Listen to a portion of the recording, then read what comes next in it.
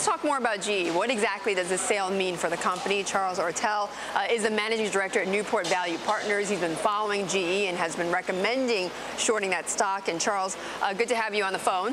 Thanks for having me on, Betty, and welcome home. Oh, thank you very much. Okay, so Charles, you've been very critical of GE over the last 12 months or so, or even longer. You say the value of the deal is a bit surprising to you at $37 billion. Yes, I guess at 8:30 there's going to be a webcast where we'll get into some of the finer details. But in this industry especially, the value of a deal is going to be the subject of a lot of analysis of contracts and multi-year commitments. And so the math that's surfaced so far doesn't make a tremendous amount of sense unless GE is going to contribute a levered or a leveraged version of NBC Universal.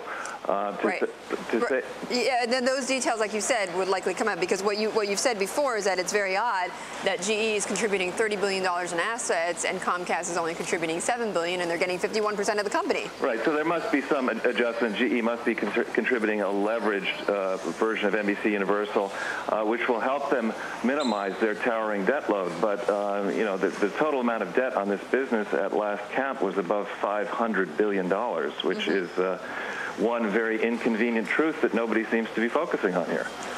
Indeed, and one thing about ML, which I want to get into because you've talked about ML's strategy here for the last 8 years or so, being leveraged liquidation. So this would, if it's confirmed, would sort of would fall into that.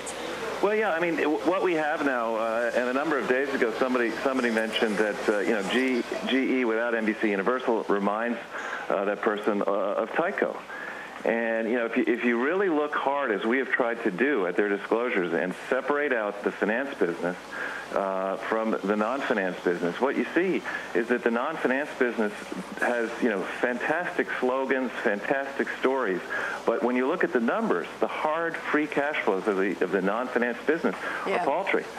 And it seems to us that, really Wall Street's attention is misdirected on this company. We don't have a bevy of leading light financial services analysts. Okay, Charles, we're out of time, but thanks so much. Good to talk with you.